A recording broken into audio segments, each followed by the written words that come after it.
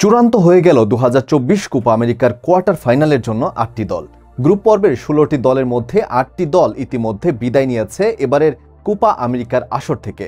জমজমাট এই লড়াইয়ে নিজেদের সেরা পারফরম্যান্স দিতেই সেরা 8টি দল জায়গা করে নিয়েছে কোয়ার্টার ফাইনালে। তাহলে চলুন এক নজরে দেখে নেওয়া যাক কোন 8টি দল কোয়ার্টার ফাইনালে উঠেছে এবং কোন দলগুলো বাদ পড়েছে। ভিডিওর বিস্তারিত থাকছে রিপোর্টের বাকি অংশে।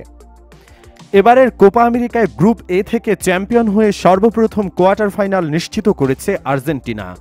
গ্রুপ পর্বে তারা 3 ম্যাচ খেলে 3টিতেই জিতেছে, যার ফলে কোয়ার্টার ফাইনালে উঠতে কোনো রকম বেগ পেতে হয়নি টিম আর্জেন্টিনাকে।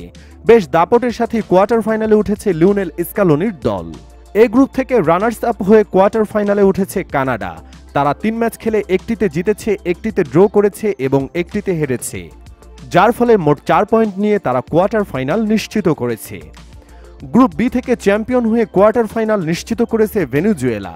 গ্রুপ পর্বে তারা 3টি ম্যাচ খেলে 3টিতে জিতেছে, যার ফলে কোয়ার্টার ফাইনালে উঠতে তাদের কোনো প্রকার কষ্টই করতে হয়নি।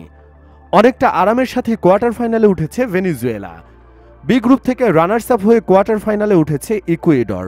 তারা 3 ম্যাচ খেলে 1টিতে জিতেছে ও 1টিতে ড্র করেছে এবং 1টিতে হেরেছে। তবে মেক্সিকোর থেকে তারা 1 গোল বেশি দেওয়ার কারণে 4 পয়েন্ট নিয়ে দ্বিতীয় দল হিসেবে কোয়ার্টার ফাইনাল নিশ্চিত করেছে।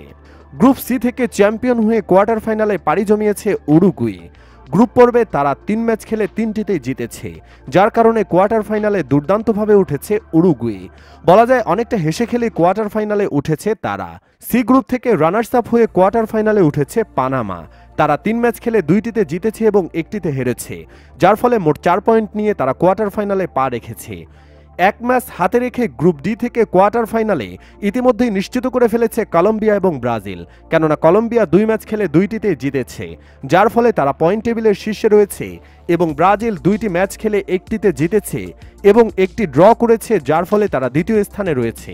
তবে ডি গ্রুপ থেকে কারা চ্যাম্পিয়ন হয়ে এবং কারা রানার্স আপ হয়ে কোয়ার্টার ফাইনালে উঠবে সেটা নির্ভর করছে এই দুই দলের শেষ ম্যাচের উপর।